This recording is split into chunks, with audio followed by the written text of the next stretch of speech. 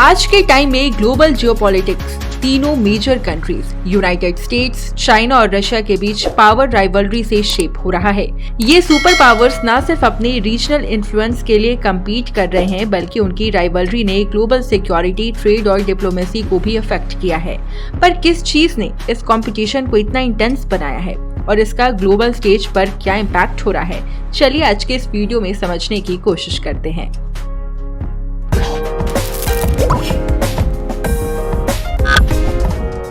The US, the dominant superpower। United states world war II के बाद से दुनिया का सबसे बड़ा सुपर पावर रहा है। यूएस की मैसिव इकोनॉमी, एडवांस मिलिट्री और ग्लोबल पॉलिटिकल इन्फ्लुएंस ने उसे दुनिया भर में लीडरशिप दी है। लेकिन रिसेंट ईयर्स में जब से चाइना और रशिया ने अपना इन्फ्लुएंस बढ़ाया है, यूएस का डोमिनेंस पर चैलेंज आ रहा है। यूएस अब भी इकोनॉमिक और मिलिट्री पावर है, लेकिन अब उसकी ग्लोबल लीडरशिप पर क्वेश्चन उठ रहे हैं। China, the rising dragon. China ने अपने आप को एक ग्लोबल इकोनॉमिक पावर हाउस में बदल दिया है, जिसका रीजन है उनका ह्यूज पॉपुलेशन, मैन्युफैक्चरिंग स्ट्रेंथ और बेल्ट एंड रोड इनिशिएटिव यानी कि BRI जैसी एम्बिशियस स्ट्रैटेजी। बीजिंग की ग्लोबल इन्वेस्टमेंट ने उसका इन्फ्लुएंस काफी बढ़ाया है और अब वो यूएस के डोमिनेंस को चैलेंज कर रहा है।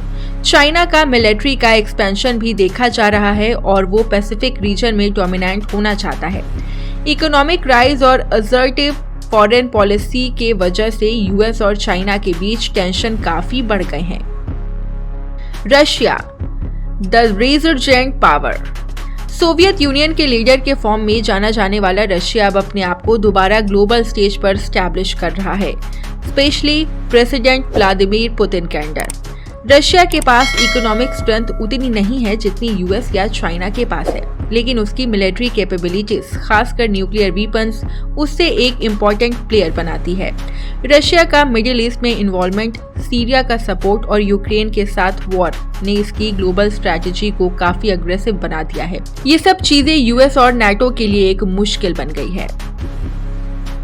Economic and military competition. US, China और रशिया की राइवलरी के बीच दो मेजर फैक्टर्स हैं, मिलिट्री और इकोनॉमिक पावर। यूएस अपनी ग्लोबल अलायंसेस और टेक्नोलॉजिकल एडवांसमेंट के थ्रू अपनी लीडरशिप को मेंटेन करना चाहता है। चाइना अपनी ग्रोइंग टेक्नोलॉजी और मिलिट्री कैपेबिलिटीज के साथ यूएस को चैलेंज कर रहा है। रशिया अपनी एनर्जी रिसोर्सेज और न्यूक्लियर आर्सेनल का यूज करके अपने पोजीशन को स्ट्रॉन्ग बना रहा है। ये सब कंपटीशन ग्लोबल पावर बैलेंस को इफेक्ट कर रहा है। Impact on global politics. ये राइवलरी सिर्फ इन तीनों कंट्रीज तक लिमिटेड नहीं है, ग्लोबल पॉलिटिक्स भी अफेक्ट हो रही है। छोटी कंट्रीज को अपने अलायंसेस चूज करना मुश्किल हो रहा है। ट्रेड वॉर, सैंक्शंस और मिलिट्री टेंशन अब नॉर्मल हो चुके हैं। अफ्रीका, एशिया और ईस्टर्न यूरोप जैसे रीजन्स में रिसोर्सेज, टेक्नोलॉजी और इन्फ्लुएंस के लिए कंपटीशन इंटेंसिफाई हो गई है। इस राइवलरी का डायरेक्ट इम्पैक्ट दुनिया के बैलेंस ऑफ पावर पर हो रहा है। Future of the rivalry, cooperation और कॉन्फ्लिक्ट। अब सवाल ये उठता है, क्या ये राइवलरी कॉपरेशन की तरह लीड करेगी या कॉन्फ्लिक्ट होगा? डिप्लोमेटिक एंगेजमेंट की स्पेस अभी भी है, खासकर areas like climate change, arms control और ग्लोबल हेल्थ में। लेकिन मिलिट्री और इकोनॉमिक डोमिनेंस के लिए कंपटीशन कम होने का नाम नहीं ले रहा। ये राइवलरी न सिर्फ इन सुपर पावर्स की फ्यूचर को शेप करेगी, बल्कि दुनिया के जियोपॉलिटिक्स को भी बदल देगी। यूएस, चाइना और रशिया के बीच जो ग्रेट पावर राइवलरी चल रही है, वो 21st सेंचुरी की एक डिफाइनिंग फीचर बन गई है।